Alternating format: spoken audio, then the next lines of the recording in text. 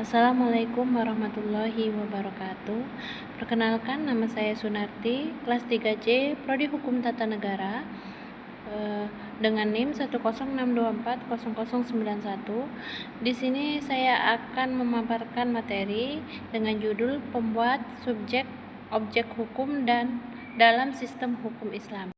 Baiklah, saya akan menguraikan ringkasan singkat dari materi tersebut. Yang pertama, hakikat hukum Islam.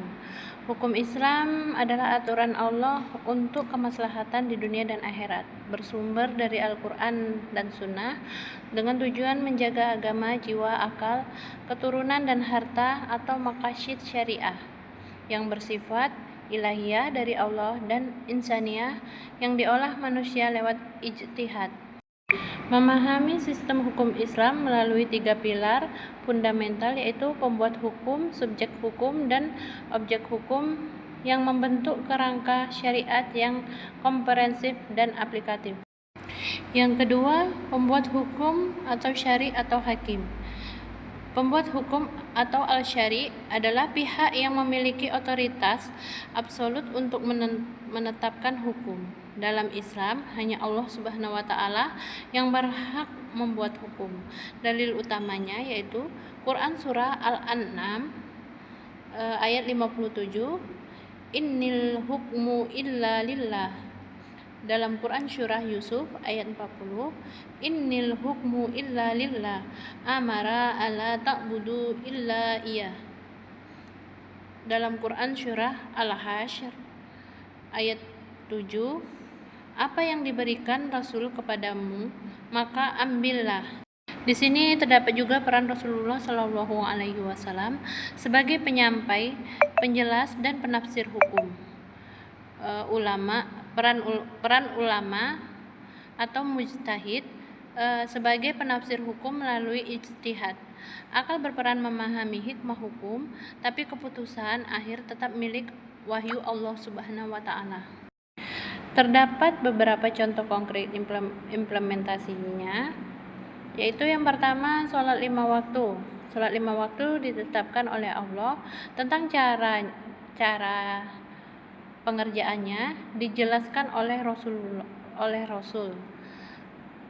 Yang kedua, tentang larangan riba, itu difirmankan oleh Allah. Rasul menjelaskan bentuknya dalam praktik. Yang ketiga, hukum waris, itu ditetapkan di dalam Al-Quran dan Rasul yang menjelaskan detail implementasinya. Yang ketiga, subjek hukum atau al-mahkum alaih atau mukallaf, yaitu orang yang dibebani hukum syariat. Syarat-syarat mukallaf, yang pertama baligh, yang kedua berakal, yang ketiga cakap hukum atau ahliyah. Jenis-jenis ahliyah atau kecakapan hukum. Yang pertama, ahliyah al-wujub, kecakapan menerima hak dan kewajiban. Contohnya janin yang berhak atas warisan meskipun belum lahir. Yang kedua, ahliyah al-ada, yaitu kecakapan bertindak hukum. Contohnya, anak kecil yang boleh menerima hadiah tetapi tidak sah menjual rumah. Contoh konkret dalam kehidupan.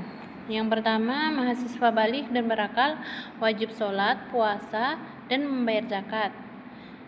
Sedangkan orang gila atau tidur panjang tidak terkena kewajiban syariat. Ahliyah atau kompetensi hukum. 1.